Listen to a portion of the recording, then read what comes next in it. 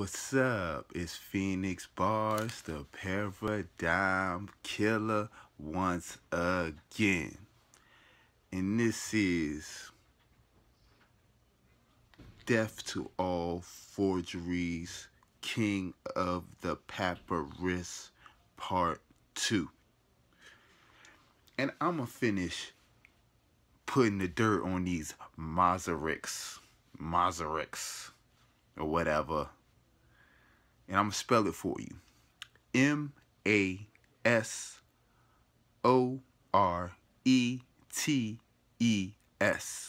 Look them up. And I'm just going to give you a quick breakdown down on this. I'm going to touch on some dates of languages. And then I'm going to go into the Nash Papyrus. Okay? So, like I said, these Masorix or Mason rhetorics, as what I call them, they're a Jewish sect of Jewish scribe scholars. Okay?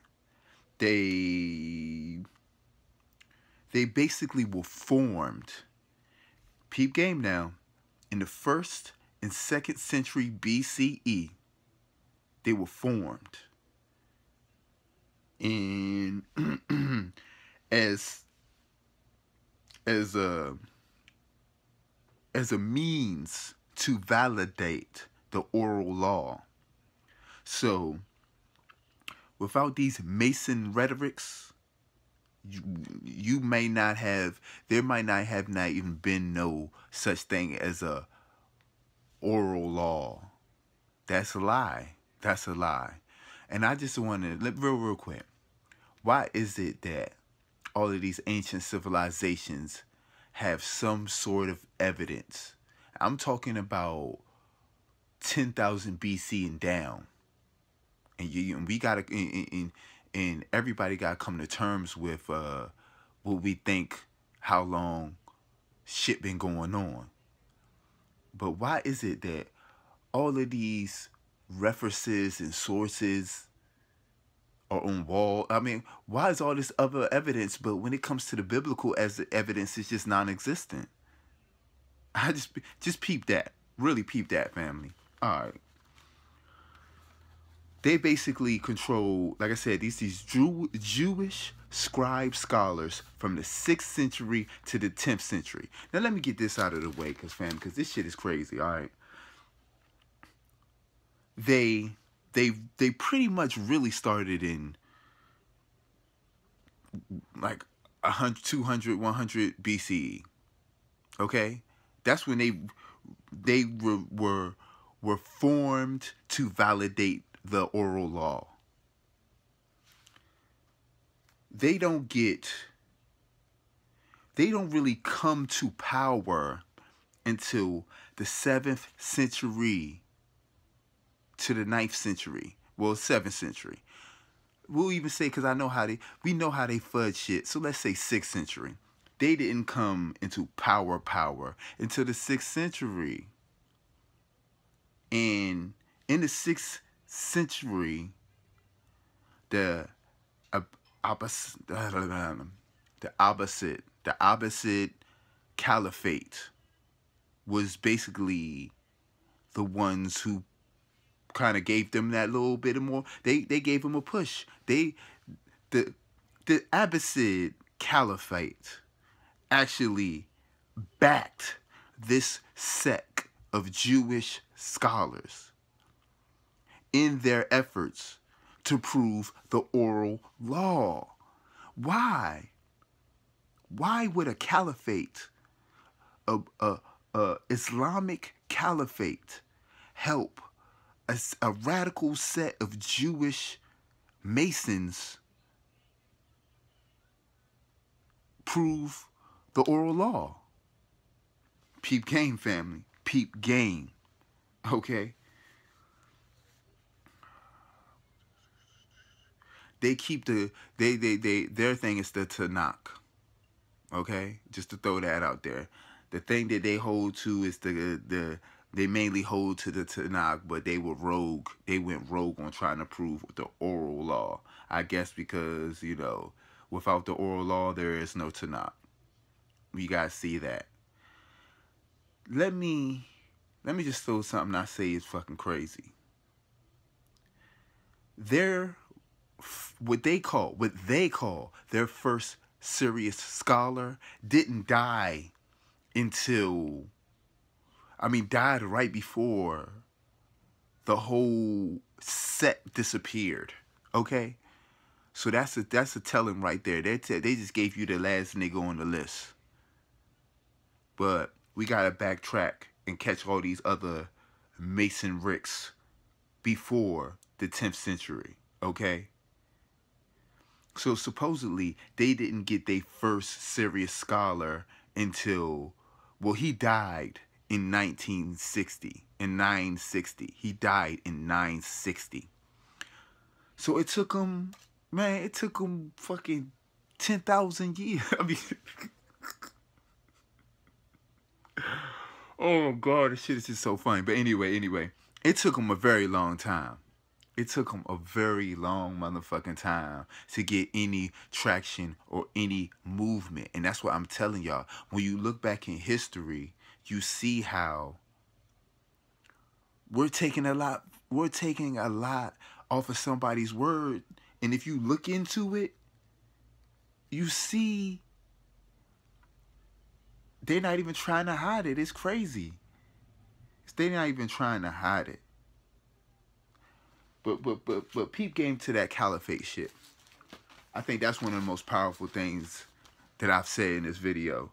What is a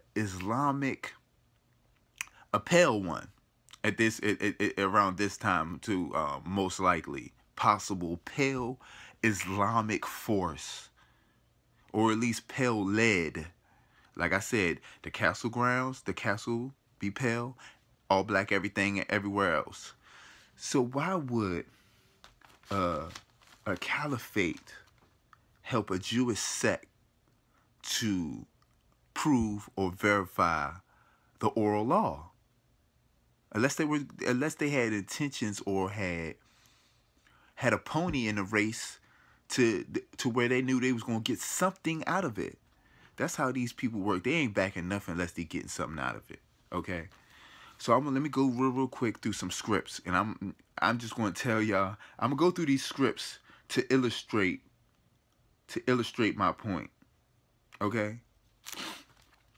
Arcadian, which is 25 BC, 25,000 BC. Cuneiform, which is around the same time, and but the numbers are more accurately from 32 to 22,000 BCE for both of those languages. Okay. And the Maya civilization have script, actual language and script, 300 BC. 300 BCE. So around the time where fuck-ass Alexander the Greek was running around fucking shit up, the Maya had language, calendars and all. Okay? Check, peep game.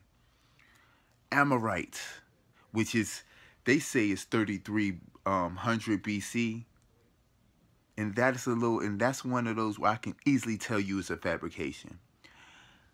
They try to use this, they're using this form, Amorite. They try to, basically, it's the oldest, they try to make it seem like it's the oldest language, period, but really what it is one of the oldest Indo-European languages, period. That's why it has the date. That's why it beats everybody else. That's why it beats everyone else. And the later form of Sumeria, which is you know, kind of cuneiform, but it's a switch in script. It is a switch in script that happened. It's 33,000 BC, and you got forms of the Hittite language, which I think you can compare, and you can just look at the ends of the words. The Amorite and the Hittite language need to be grouped in depaled. Okay? Hear what I said. That's very powerful. In any language should fucking hear me. The Amorite language and the Hittite language should be combined and depaled, because that's what it is. Because there's no way you're going to tell me Amorites started at 33,000 BC. In the Hittite culture language, the earliest evidence is 17,000 BC. I think you might want to switch that. I think you might want to switch that around. Okay? And it can be done through language. You can bust a hole in these motherfuckers. Real shit. Alright, so that's the little scripts I want to go to before I get into the Masoretic. Until I get into the Nash Papyrus. Okay? I'm just going to do this real quick and then I'm going to end this shit. But the Nash Papyrus, just some general information on the Nash Papyrus. It's 4 fragments. The whole Nash Papyrus equals 4 fragments of a actual manuscript. It was acquired. Now listen to the words, and that's what we gotta do when we study. We gotta go off of, don't read between the lines. You gotta understand that people are very calculated with the words they use. It was acquired in 1898. Acquired. W.L. Nash was with the Society of Biblical Archaeology. He presented, and see, that's telling a lot. He didn't even have enough time to, if I discover something, I'm going to properly analyze it before I give it up to anybody. Nobody ain't getting it until I properly analyze it, make 1,000 copies, whatever. But he presented it. He presented the Nash Papyri to the Cambridge University Library in 1903. See, he only had it from 1898 into 1903, in which you figure use common sense, custom. You know, you was probably a period where you had to get it. You know, all that shit. So why would you turn that papyrus over so fast? Unless you was getting pushed on, unless you was getting man, they sent them dogs on your ass. They sent them dogs on your ass. It was like, come up off that text, homie. And this fuck nigga did. Okay? The texts are dated to 150 to 100 BCE. Okay. It is pretty much the oldest Jewish text fragment before the Dead Sea Scrolls, which the Dead Sea Scrolls started becoming into circulation around 1947. Okay? And one more thing for my last spill is it contains this Nash Papyrus contains the 10 Commandments. So